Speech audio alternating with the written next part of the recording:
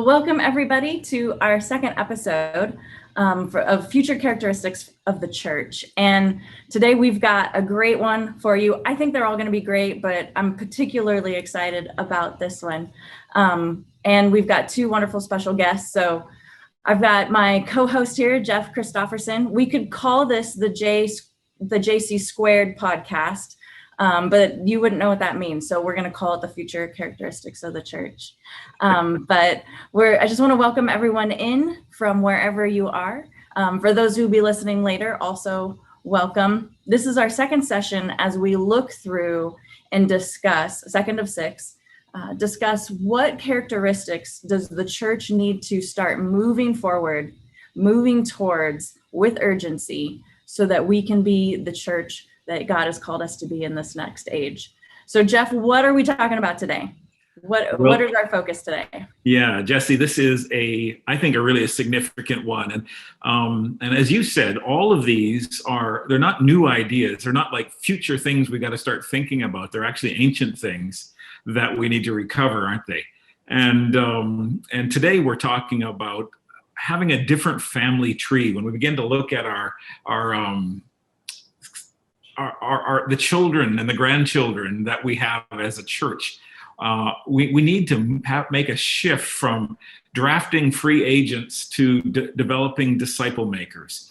I think ever since the 1980s, I would date it that when the church growth movement met the church planting movement and we came up with a entrepreneurial church launching baby, we've come up with this idea that churches are going to be started by kind of just recruiting this Ubermensch, this 5-tool church planter that is entrepreneurial, and he's just about everything that you're looking for in the dreamy church growth guy. And in that picture, I think we've come to understand that we're kind of in the death throes of it.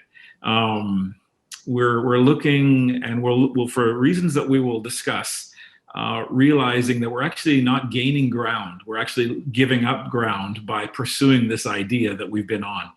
And so today we're going to be talking about what is it like for a church to recover its mandate as developing disciple makers as its primary reason to be. And so today I'll start by introducing Ed Kang. Ed is senior pastor at Grace Point Church out of Berkeley, California, that plants churches from that church all over America. And I think he's in Boston right now, scoping out some possibilities for church planting. And I got to know Ed. I was asked to speak at a staff meeting that he was having, and I was really expecting a group of people around a boardroom table. Usually, I knew it was a large church, but at that time, that was I think 2015, I was actually speaking to over 1,000 people, and so they had staff. They had this idea of co-vocationalism before we even had a term for it. And they have been deploying church planting teams that they had seen come to faith. In fact, Ed will tell you some of the story, but it has this anomaly that it makes it an outlier from every other church that I know of, where 75% of their church came to faith in their church. And so they are developing church planting teams and sending them around the country and the world. And so we're really looking forward to hearing from Ed. And why don't you introduce our other guest, Jessie? Yeah, so it is my honor and privilege to introduce Tammy Dunahoo, who is a vice president in Foursquare denomination. And she is a hero in my life and my world. And one of the reasons that I'm in Foursquare, she's one of the couple people who recruited me into the denomination by just talking about some of these ideas. And it made me come alive in a lot of ways. And so Tammy has been the general supervisor for Foursquare denomination, which is a role above all of the supervisors, and then now serves as a vice president. So she's one of the highest positioned women in denominational leadership in the United States, and this is a passion of hers. So I'm really looking forward to Tammy sharing what her experience and then her research, because she's actually doing her dissertation on this, and will bring some insights from the last few years as she's been working and finalizing that research there. So Tammy, thank you so much for being here. I want to just start with you. We're going to define some terms, right? So just beginning, like, what is the difference in your mind between church planting from drafting free agents versus developing your disciple-making teams? Thanks, Jessie, and thanks to both of you for this opportunity. I love this subject. You hit it. The biggest difference to me is how we're thinking about the end goal. If our end goal is planting churches, then it's natural that we would think of drafting the best of the best, the top 10% of talent. But if our goal really is to grow big people, then church planting is the outgrowth of the process we were mandated by Jesus to do in the first place. So my question is, do we use people to grow the church, or do we use the church to grow the people? And I believe Jesus' idea was that we use the church to grow the people. And when you grow people and you develop them as leaders in the world, then we trust God to send them, and he likes church planting. So Jesus is really good about sending people to plant churches. But it's the why that we do this that really determines that. It's amazing. Yeah, that's a great start, Tammy. If we're starting there, I'm looking forward to the rest of this conversation because, I don't think I've ever heard it put exactly that way, and that is a great way for us to begin to consider this. Ed, what do you think about it? So, Ed, you're on a campus model. You're planting on universities and some of the toughest universities in terms of cultural hard ground. What would you say? How would you define the differences between the two, drafting free agents and developing disciple makers? I'm surprised that we use almost the exact same phrasing, Tammy. I tell all of our church planters, hey, I know you're anxious to grow your church, but don't use your staff to grow your church. Use ministry as a context to grow your people. And I say that over and over again. The difference, it's odd because I don't know the other. I've never thought of recruiting anybody. All I know is what we've been doing. And it seems to me an odd thing that a church would have to find leaders outside because that means something went wrong. And I think that you're supposed to go and witness to the lost, get them saved, lead them through discipleship. And as they grow, the next step is to lead out. And I think the local church is the plan for reaching the lost and completing the Great Commission. And so for me, it's never been about church planting as an end goal or increasing, our footprint as a movement. It's always been about looking at the guys that I've loved since they were 18 and like, what are you doing here still? You should be out there. Like, what's the next step? And even when we get on, we don't plan for a big launch service. It's just sort of you convert the lost and you raise them up to be kingdom workers. And if they have, any leadership or vision to actually lead, then they're church plant leaders. But everybody is a church planter. It's just, when is it? And that's sort of the spirit in our church too. It's like, okay, well, I'm not going to be here forever. Me and my friends, we're going to go and plant a church. And that's just a very common experience in our church. Do you think, Ed, you kind of backed into ministry, I'll say that differently. Your sort of entrance into ministry was different than most. You were an attorney. Your wife's an engineer. You were sort of taking a pro temp kind of role in a traditionally Korean church, and you didn't sort of come through the youth pastor seminary pipe. You you came at this from an entirely different way. Do you think that is why you see things differently, perhaps, than maybe most pastors might? I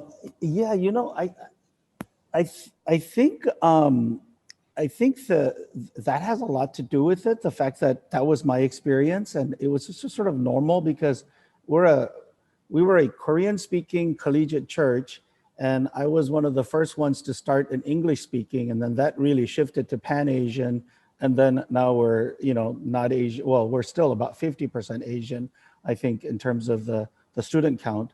I think also it's because it was in the collegiate context. I mean, we really, really believed in the local church, and so we would get into this tension with Cru or InterVarsity, but we're a collegiate local church-based campus ministry, and so we don't have a lot of funds. I mean, when I finally, so I became a full-time minister simply, like I never heard a call from, like I probably would be disqualified for ordination in some denominations because you need to have like a story of a call. My story of a call is, man, there's a lot to do and there's a lot of younger guys. And if I leave this desk, like somebody else can represent Bechtel Corporation and nobody else can do what I'm doing with. And so it was just simply like, how much am I going to work? How little am I going to work? I'm not going to work at all.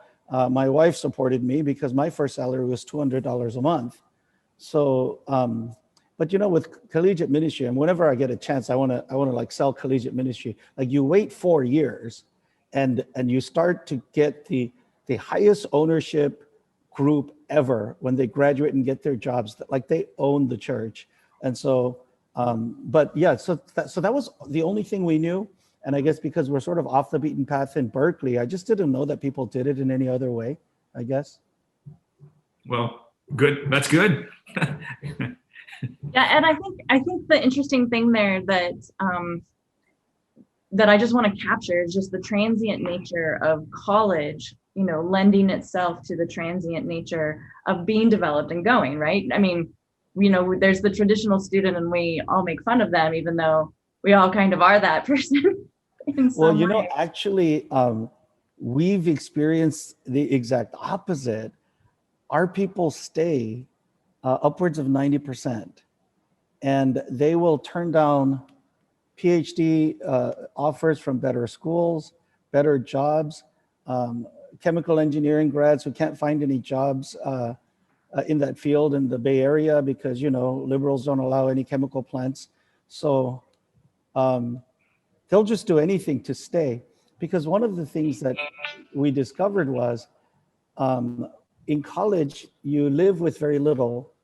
Like you can be wealthy or poor, you live in a 12 by 12 dorm room. And I think they discovered that if we have like-minded friends with a vision together, that's all I need to be happy. And so they actually pledged to stay together. And I think the sort of transient nature, I used to call it like the airport lobby kind of terminal, like you strike up a conversation, you keep it light because your flight might be called. So we really preach like lifelong covenantal relationship. And to some extent, I mean, it's not absolute, obviously. We've experienced college students really willing to live that out. So our church planters aren't young. Our church planters tend to be in their 30s, which is, I don't know, I think that's still young, but like we're planning to send out a bunch in 2021, and there's one guy that's 29, and that's the youngest it's ever been. So after college, they've all stayed, together and married their friends, and they are friends. And so the college students, if they have a compelling vision, are not necessarily transient. That's a beautiful picture, Ed. I want to bring Tammy into this and just, coming from the existing church, denomination, 100 years old. I know that's young in denominational world, but why do you think that the churches fall into this trap then of the idea that they have to draft free agents and recruit in and harvest other people's fields, as opposed to this idea of developing disciple makers, like the stories that we're hearing? I think, Jessie, it came with the era that we're talking about. So I'm from that era. We began in pastoral ministry in 1980. Yes, 40 years in pastoral ministry. And that era of the church growth movement, flowing right out of the Jesus movement, was also an era in the United States when success and corporation and leadership, the topic of leadership, really rose. And as it did, the church saw that and adopted it. And so there's some prolific leaders that we know in the American church that really influenced leadership in the church. Prior to that, we'd never used the word leader in the church. I'd never heard that. It was only pastor or servant or minister. And so when we started using this leadership culture, we also embraced a lot of the mentality around success. And what defines success? Well, if you're going to have a successful business, you went after the star talent. If you're going to grow a large church, you go after the star talent. And there's a lot out there about recruiting the top 10%. The problem with that is it is not a disciple-making culture. And so the focus was so strong on evangelism to grow the church. And there was a very right stream that came out of church growth that was based in a passion for evangelism. And those of us in denominations that came out of the revivalist movement, there was such a passion for evangelism and the belief that Jesus was coming right now, that was our main focus. Well, we're 100 years and Jesus hasn't come. And now we have a lot of people who became converts, but we've never discipled. And so then we started with this mentality of the church growth, the corporate and leadership culture, and drafting, and it just became our way of life and has been, I think, for about the last 50 years. Yeah, but as I've been at the conferences we go to and talk at, there used to be tons of these church planter recruiting booths, right? Just a huge proliferation of agencies who were doing that and recruiting. And then in the last few years, it's just tanked. They're not there. People aren't going. And if I think about the people that I'm connected to that are being discipled, being raised up, I don't hear any of them, dreaming about a church planting agency that they want to go work with. I don't hear anybody, talking that way at all. So that turn in the world, the turn in the generations, I think has brought us to an interesting moment, a bit of a divide of a moment, liminal space is the word in my head for those of you who follow Alan Hirsch. And I think that liminal space is providing I think an opportunity for a major transition. I'm not sure. Some of us with Send Institute have worked with Christ Together. We're on a path a while back ago. We were coaching 1,600 pastors of churches in responding to the COVID crisis and how their church probably needs to begin to think. And in that conversation, it just became clear to me that that group of churches would have been on the more intuitive end, the more try to do something new, try to figure something out. And even with that group, it seemed like 75% roughly were going to work hard at getting back to homeostasis as quickly as they could. Just just get back to that memory of what was. And I would imagine that sampling would be more like if you did it, the churches at large across North America, it'd be more like 90% of churches are looking to get back to what they used to know how to do. And so let's just talk about the future a little bit,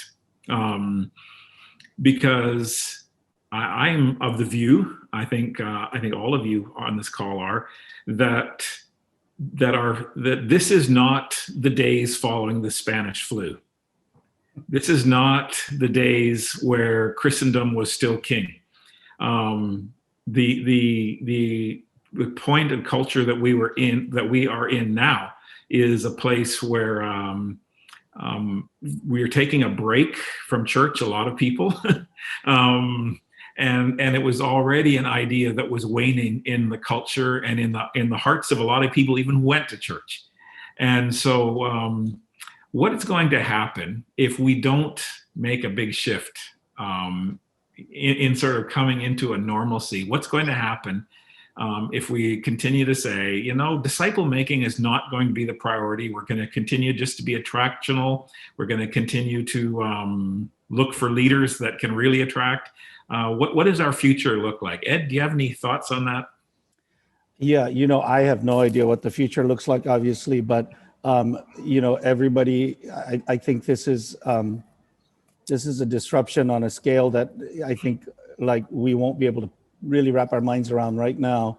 I just want to speak to what I know, which is the church growth, attractional evangelism versus discipleship, those terms. I think often evangelism is pitted against discipleship. And I think we kind of understand how that works. But I think what's really the issue is attractional and a certain way of doing church that is considered evangelism, which I think is just a very, very small fraction of evangelism. The idea that church should be really driven by a single hour on Sunday from a stage, and someone preaching and speaking who has the charisma to be able to handle something like that really is shooting ourselves in the foot, and it's not biblical, and it's actually quite bizarre if you think about it. And so for me, all of our church planting efforts come out of evangelism, and the ability to do personal evangelism. I often find that same person is actually quite able to disciple, because discipleship and evangelism is just such a continuum. You're inviting people into your home, and you're getting to know them, and once they become Christian, you just do life together. And I remember going to seminary, and toward the end of seminary, there was a class on like how to candidate and resume, and do you include your picture or your family's picture or not? And I was shocked. I thought, why would you apply for a job? Is that how this works? Like, why don't you have your own flock? Why don't you have a bunch of people you're discipling right now? If you are going to graduate seminary and hold yourself out as a Christian minister, like, shouldn't you have a whole bunch of people who are just around you? Like, you're going to actually write a resume and start applying for a job? And that was a shock to me, that everybody thought that was perfectly normal. So I think that, COVID or no COVID, like, we've got to get back to that, to just separating out like the big stage person who can enthrall a crowd, and really value some other things that are a lot more, I guess, oriented toward, and I would say, evangelism and discipleship. Tammy, can I just throw that same question to you? Because you look at, Ed is looking at a hearty, faith-filled, faith-walking church that is doing incredible things. You're looking out across a nation and seeing everything that's going on. And what would you say about the moment that we're in? And if we persist in our old idea, what does our future look like? Jeff, I think this is one of the most defining moments that the church has experienced, frankly, in hundreds of years. I really believe it's that level. And I don't know that we have a reality check yet. I know most of our pastors are the very thing you said. They just want to get back to normal. We've heard it over and over again. We just can't wait to get back to normal. And I've tried to gently say, what are you defining as normal? Because I don't think that exists any longer. I frankly believe that this difficult time is actually one of the greatest grace gifts that God has given the church in a very long time in North America, because I believe he's pulling back the curtains for us to see the reality. Two things. One, our view of the church, and I will just say our mistaken view of the church. And secondly, the character of our own lives. So before I think about making disciples, I'm looking inward to say, what kind of disciple am I? What's coming out of me as a result of this pressure that we're in right now? And I think the church in America is getting kind of an X-ray on our own discipleship and what's coming out of us and character and attitude and spirituality and just how we're thinking about the life that we're in, rather than seeing all the stress. And I just see a lot of behavior out of much of the church that looks like everybody else. And I'm one that believes at this moment, the fruit of the Spirit should be ripe on the trees, and it should be overflowing. Where the world is stressed out, that we're a people of peace.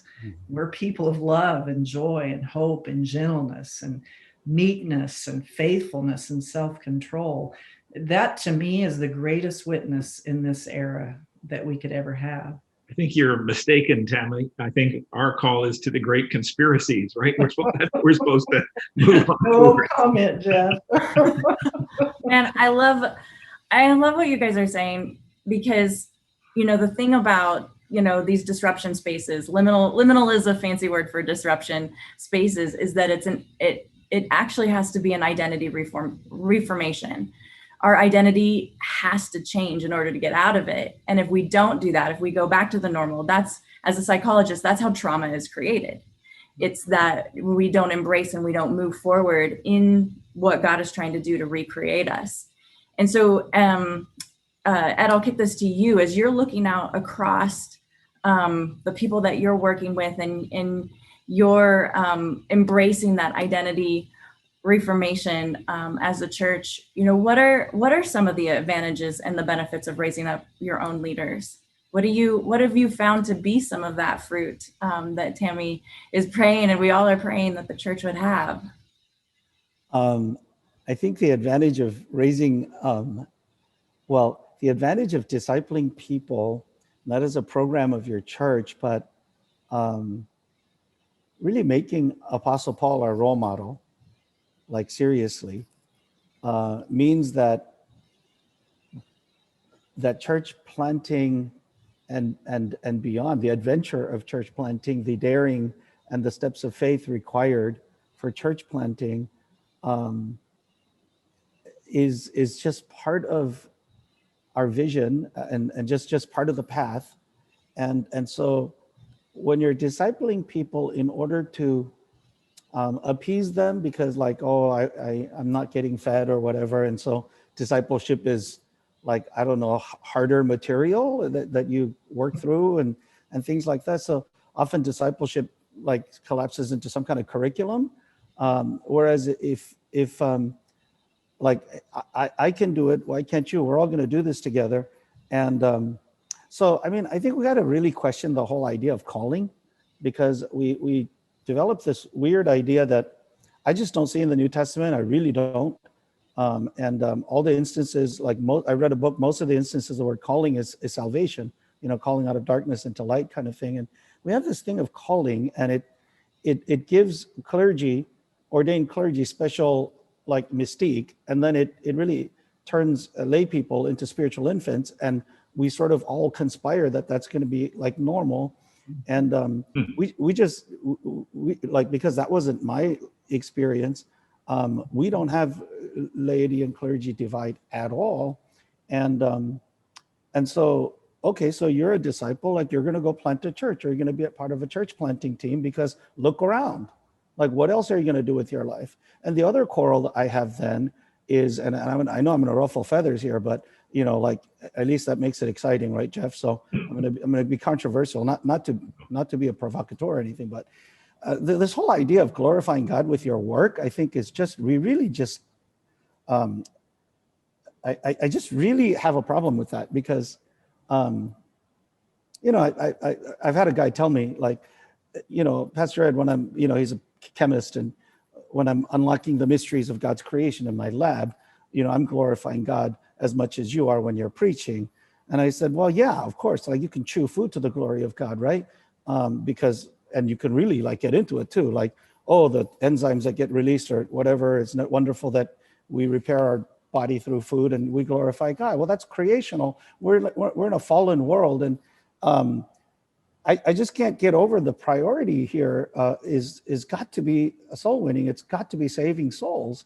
And I think this whole teaching about the sweeper at his broom and the priest at his, I forgot how the quote goes from Martin Luther that's quoted a lot, or in my generation, Eric Little, when I run, I feel his pleasure. Well, he was a missionary, he went to the mission. So I think that whole teaching about career, and I get that because pastors are looking at a whole bunch of people that they're not deploying because they're there to watch them do the thing. And so they need to tell them something. It's like, yeah, well, you glorify God at your job. I think it's a cop-out. No, we're gonna all save souls. Well, if we're all gonna save souls, then how come you get to hog the auditorium, and how come we need to build big auditoriums? When am I gonna get in the game, right? And then it's calling. Oh, but you're not called. You got to get ordained. You got to go to seminary, and like your faith dies as you're thinking about authorship of whatever. It's totally useless things. And seminaries try to become. I'm sorry, I'm going off on several of my favorite rants right now, but. It's just an outrage. I think there is no requirement like that. You're a Christian, you should reproduce other Christians. And if you do that enough, you're going to be a church. And there you are, you've just planted a church. So I forgot what the question was now, but anyway. The question was, do you believe that people are called to preach? No, it wasn't that. Yeah, I'm sorry. This is how I preach. I go on different rants, so. So it was just about what are the advantages and the benefits. And what I love about what you're bringing up is as a person with an education history, understanding and looking at what the Industrial Revolution has done to the way that we make disciples. And that, we wanted to, in the 1920s, we wanted to normalize everything. That was the cultural value, to be normal. And we created schools so that everyone could get a basic education in order to be a factory worker for the Industrial Revolution. And it was actually extremely, kind of flat, right? To be normal, there was this one standard that we all meet. And then that was influenced by some people who came over from England and believed in the class system. And so they added the class system to normalizing, and that's how we get grades. And so, now you're better than normal people, you're above average people. It becomes the value, not average. So average, above average becomes the value, but we've spiritualized all of this, and that we want to make Jesus copies, widgets, and then we spiritualize the A+ students or the A students by calling them called. And so this entire idea of how we learn and how we educate, coming out of the Industrial Revolution, completely impacting at a language and philosophical level discipleship. Now, Tammy, you have a way that you express this that I really want you to share because I think it's brilliant. But you have a paradigm and a way to think about language in disciple making that will maybe help us see how blind we really are. Well, my research has been cultivating a people-centric growth culture in the Foursquare Church. And for all the reasons we've been talking about, this became my area of interest. And one of my biggest passions is what I call womb to tomb growth. I believe from womb to tomb, we are to be discipled. If you want to know where should we be recruiting right now, it should be in your children's ministry. For real. Come on, girl. If you believe this, then we should be making disciples in our children, youth, young adults with the expectation, Ed, that we're going to send them out as church planters. I see churches who have this disconnect between children's ministry and leadership training. Mm-hmm. And to me, this is whole life.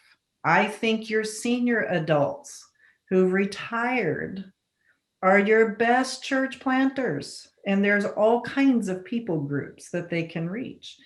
But we've had a mentality of a certain age group and a certain demographic with a certain calling, Ed, that are the church planters. And I just am not sure where we get that mentality. So I believe that growth is holistic.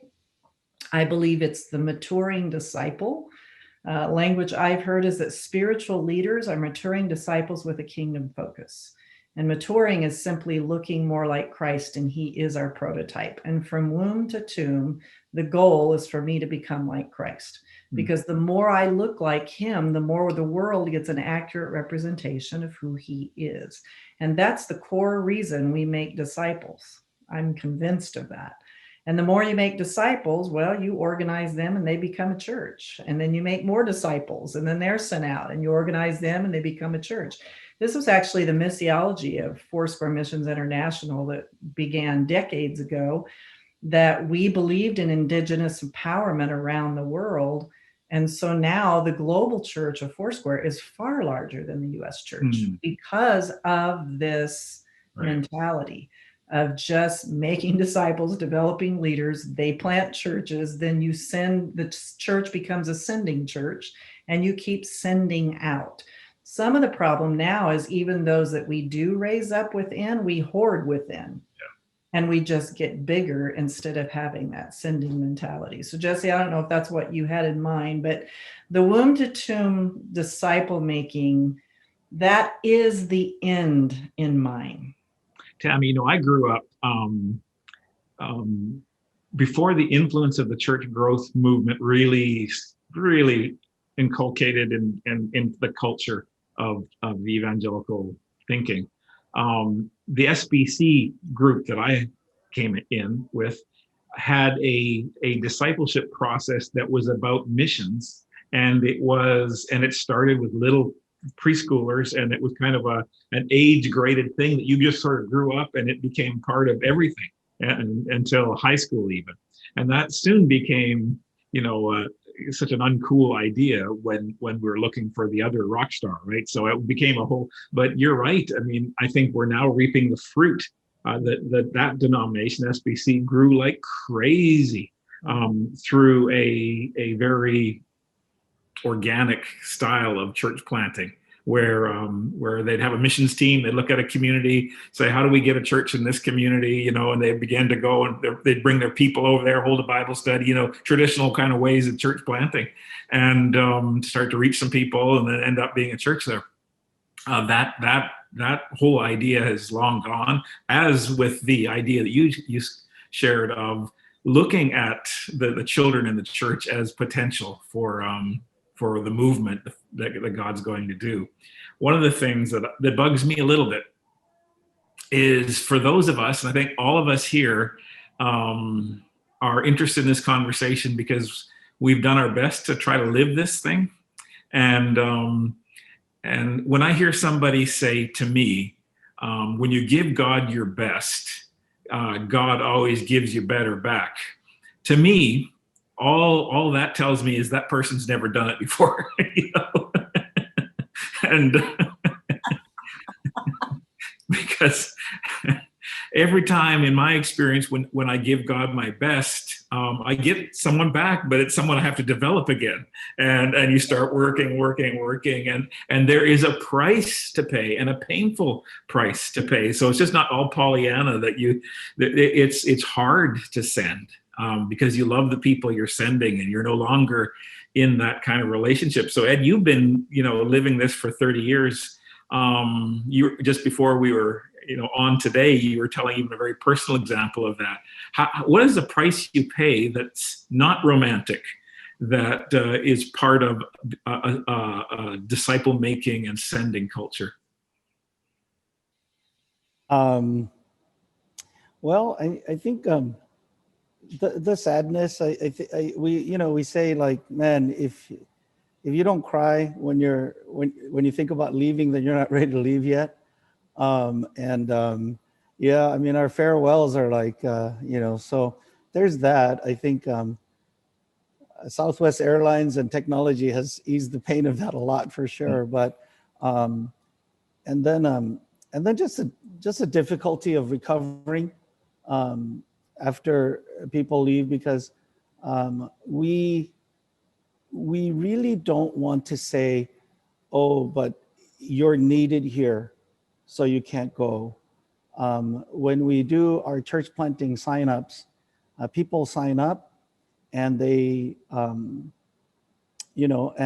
we just want to be able to send them, and it just didn't seem right to us to say, oh, we need you back here. So, and those are the most eager ones. And so and we're a very relational church. So the relational disruption from the perspective of people who've opened up, to somebody and they're all gone, and they need to start some of those intimate relationships again. It's hard all around. And just from the sending church's perspective, we do lose out in terms of, I mean, not just the people who leave, but then people who will leave the church because of those people who left, because these are people we're developing relationships with. You know, they're people who aren't believers, who aren't members, who we're cultivating. And when they go, it's hard to pick up those relationships again. And so we've suffered plateauing and declining in our sending churches as a result of sending. And Ed's not going to say this, so I'm just going to. So Ed asked me 5 years ago to speak at a staff thing, and I think at the end of that, he asked me to give a call towards going to I think it was the Northeast at that time, wasn't it? Mm-hmm. And 450 families, units signed up to leave to go. And they interviewed those 450 and found the 150 best and sent them.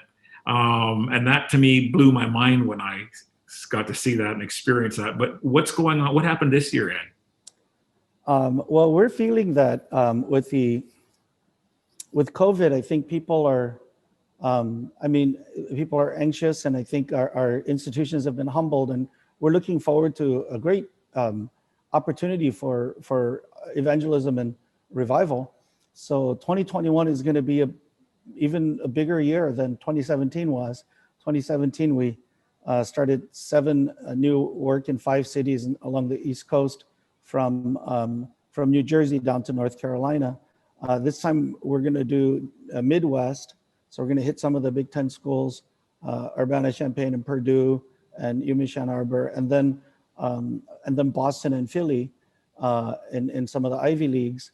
And this is kind of crazy, but we had 1,100 people sign up to go, which is why we're in Boston, because we didn't have Boston on the map. It's just, a little too far.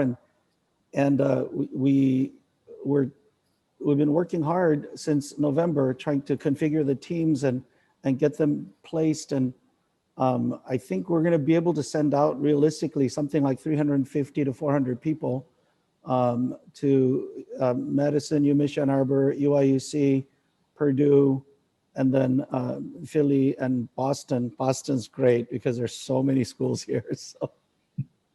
And one of those 350 is who? Yes, is my son. And I don't care about my son. He should go. But my grandson, Malachi, oh my gosh, he's just the love of my life. And man, I was not prepared for how much. Right. So I said, man, I broke a lot of grandparents' hearts in when we sent out teams. So, we deserve it. So I'm ready for it. I'm not going to feel sorry for myself. But yes, so my son's been on deck to go out, and then it got interrupted because of COVID. So he's going to be probably a Brown. We're thinking. Awesome. Yeah. I think one of the things that you're talking about is this idea of being sent out in community, from community and into community. And if I'm thinking about organizations, and church planting, just training centers, the recruiting free agents, there's not a lot of community that's already in that. There's not a lot of community that already exists there. So it seems easier, because you're already being transactional, to continue being transactional and send people out that way, so that it doesn't hurt. It doesn't cost. And I think that there's a magic there that you're revealing, that the community actually sends, and that and that is not a distractor. We don't have to hold those two things in conflict, so the community wanting to gather, being in a natural tension with a community that wants to send, because we just can't handle the pain of the loss.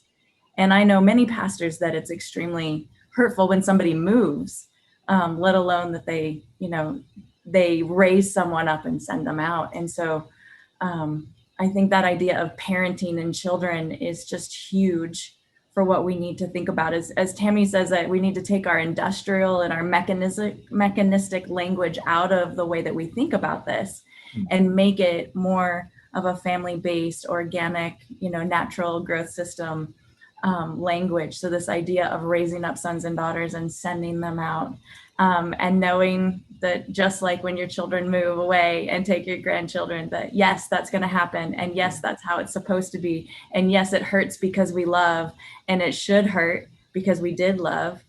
Yeah. And speaking to what Tammy said earlier about the leadership language, that's really fascinating. It didn't occur to me, but after you said it, yeah, like we didn't use expressions like leaders, did we? But I say this a lot to the shock of other people, but our leaders don't have leadership qualities. So what they have is they're a family. And so when we send out teams, they go out with people that they've already loved and discipled. And so whether they manage to grow or not, I just know they're going to be happy. If they're together, they're going to be happy. And if they're happy loving the Lord and loving each other, that's got to be attractive to people. And that's our main thing. We don't pick and choose between giftings and, oh, we need a good musician and we need somebody who's very operational. We just think that it's better. It's like Elrond says in Lord of the Rings in the Council of Elrond. I thought you were going to do L. Ron Hubbard. I'm sorry. I'm glad you glad you clarified there. Elrond half Elven. Okay. You have to read Lord of the Rings. He says in matters such as these, we should trust to friendship, because other people want to send some awesome elf lords and things like that. And Elrond says, no, let's send these silly guys who love each other like Merry and Pippin. And that's sort of our heart. As long as they love each other and they're a family together, then we can send them anywhere. They'll be fine. And in fact, I think that's what the world hungers for, to see genuine community. And opposing that is, we've spent a lot of time on the leadership idea, and we've created and developed leaders outside of a community that can work on the character of that leader. So they're above the community with nobody working on their character, and the fallout that we all get to reap because of that is devastating, isn't it? Absolutely. Yeah. That's a real passion for me, Jeff, because I believe that no one grows outside of relationship. And so an isolated leader it's a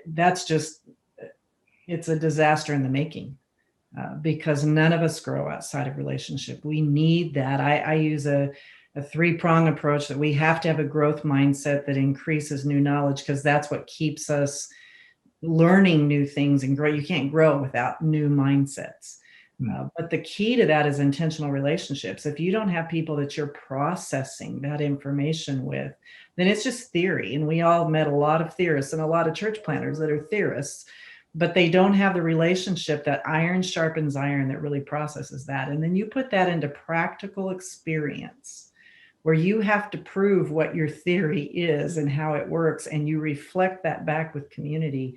To me, that's church planting, is just beautifully wrapped up in a community that can do that together, because that's really what it's all about.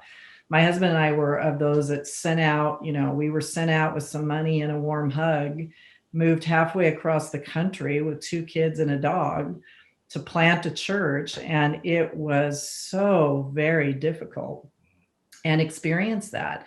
But once we built that community, then began to send out of that and went to plant another one.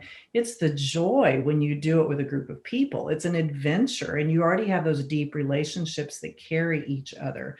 And honestly, I don't think we're doing our free agents any favors by recruiting them and sending them with that mentality. I don't think it's healthy for them nor their families. I don't think it's healthy for a community that we send them into. What Ed's talking about, this model, this is so right on, because it is that New Testament multiplication that we see in relationship in the body of Christ. And Ed, I love the fact that you talk about calling, because I've studied and discovered there's 3 callings. I'm called to be his child, I'm called to be his servant, and I'm called to suffer with him. That's what the scripture says. Everything else, I'm on assignment as the member of body of Christ, and the way that I've been designed to fulfill my part, a necessary part, just like all of us are, in the body of Christ. And Jesus is the leader and Lord of the church. The rest of us are in his body, all connected together to show the world what he looks like. So I love your mentality about that. So we have a question from the audience that I want to kick to you guys. Do you have a favorite simple, reproducible disciple-making strategy that either you use or recommend? I mean, I think about Neil Cole's 7 Signs of John, and then life discovery groups and things like that. Do you, and I just want to kick this to both of you, do you have anything that people who are listening and are like, okay, womb to tomb, here we go. What am I supposed to do? Do you have any recommendations? Tammy, I'll have you go first and then Ed. Okay. Well, I gave you my 3-prong approach, Jessie, which you know it well. And I do believe you have to look within your organization for how you embed those practices in there. And then the basics for me is it's just like a family. It's based on the age of the child and what they can cognitively and emotionally deal with. I think you have to have a unique approach, just like Jesus did. And that 3-prong approach, actually, I took from him. So he's constantly teaching. We see it everywhere. And he's debriefing with his disciples. Then we see he walks with them. He actually lives with them for 3.5 years. So they do life together. And then he either sends them or he takes them on ministry assignment and they debrief about it. We see this model over and over again. And yet, if you look at the uniqueness of each disciple that he called around him, they're so varied. And he dealt with each of them according to who they were and their station in life. And I personally, I don't like a cookie cutter approach to discipleship because I think everybody's at a different stage. They've been shaped and formed differently. And that's why it requires relationship. I mean, there's some basic things we all know that, I take everybody to the Gospel of John and Ephesians because those are my 2 go-tos. But the reality is it is a life-on-life process of growing character and the way they think and the way they live and practice and just being conformed to the image of Christ. So to me, it's built on those 3 principles, but it really is unique to each person that you discover together in relationship. That's great. Ed, how about you? What's your favorite? What are some of your go-tos? We have some books that we go through and things like that, like, well-known books, but I don't think we have a set curriculum or a method or like something that I say, hey, you need to go through this material. One thing that we do is we do daily devotion church-wide, so that whenever we're together, we kind of know the text that we're all sort of working through. And so it's it could be just, we'll just go through the Gospels and an Old Testament book. And we used to use a plan out of a group in England called Scripture Union. And so everybody's on the same page about what scripture we're doing our devotions on, that day. And it's Monday through Friday. And that becomes a very regular part of our church life from children all the way to the oldest of us.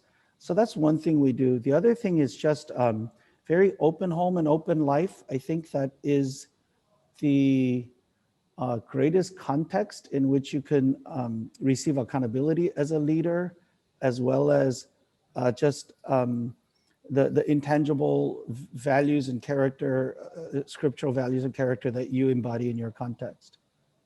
And that, describe that just for a few minutes, because it's our minute. Just describe what open home is, because it's revolutionary and it seems so much like what you see in the text.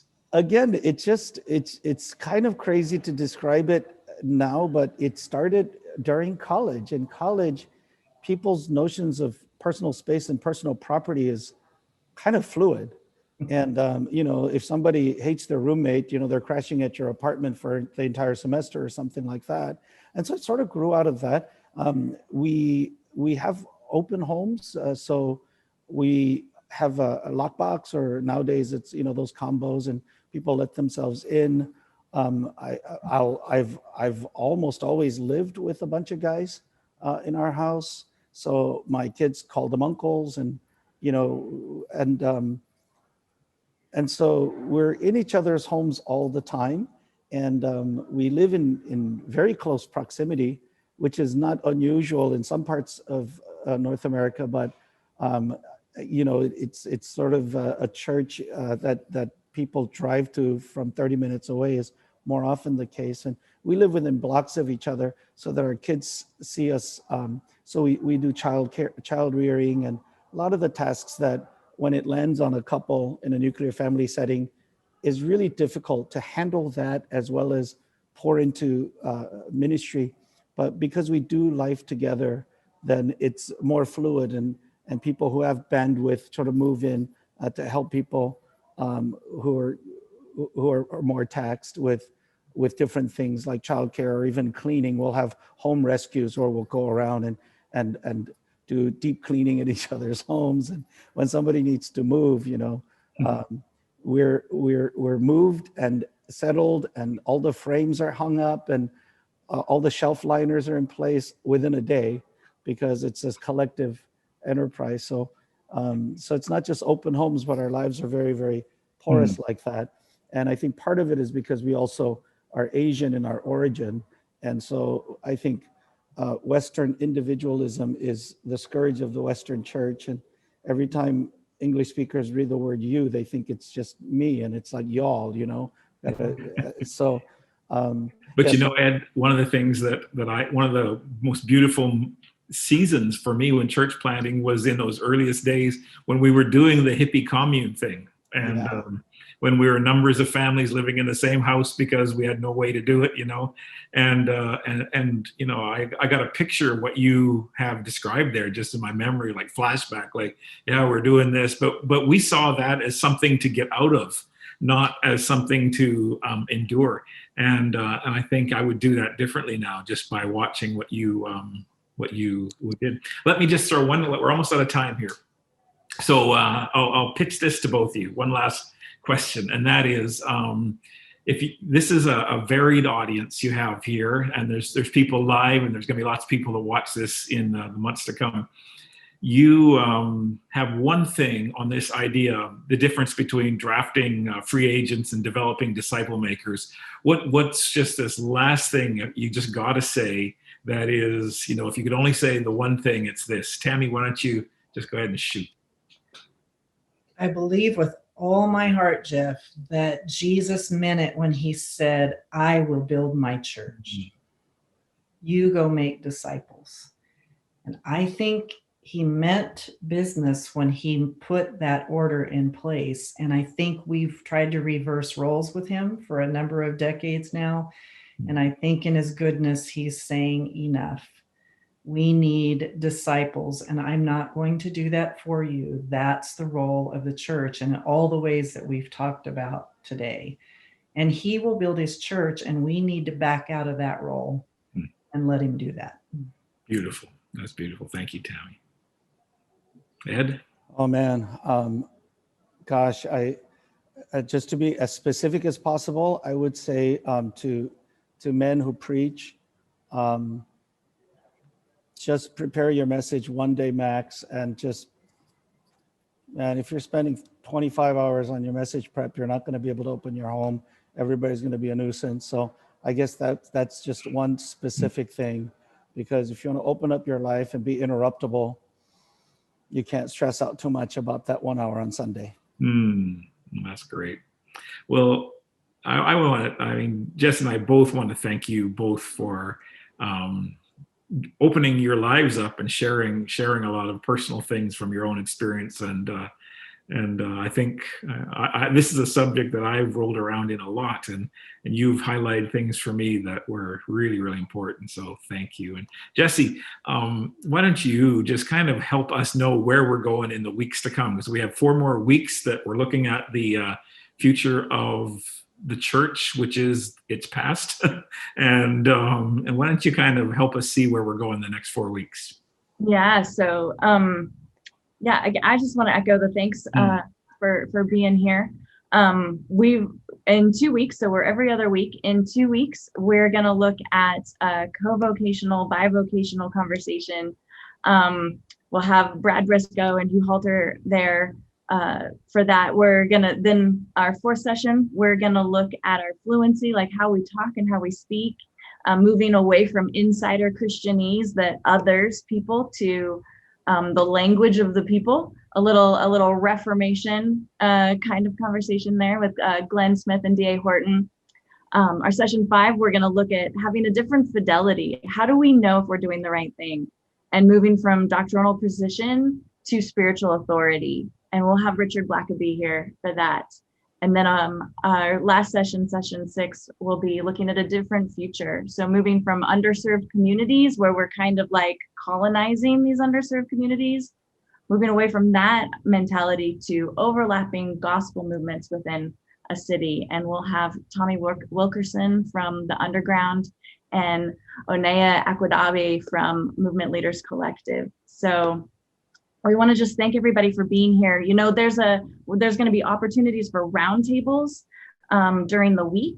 And so if you want to be a host church for that, just let Brooks know here.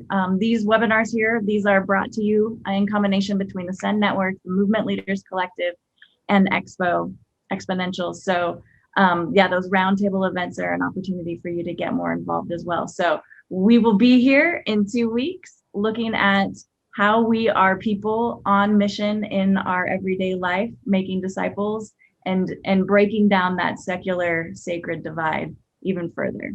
So thank you so much for being here, and we'll see you in a couple weeks. Thank you, guys. God bless. Everybody. Thank you.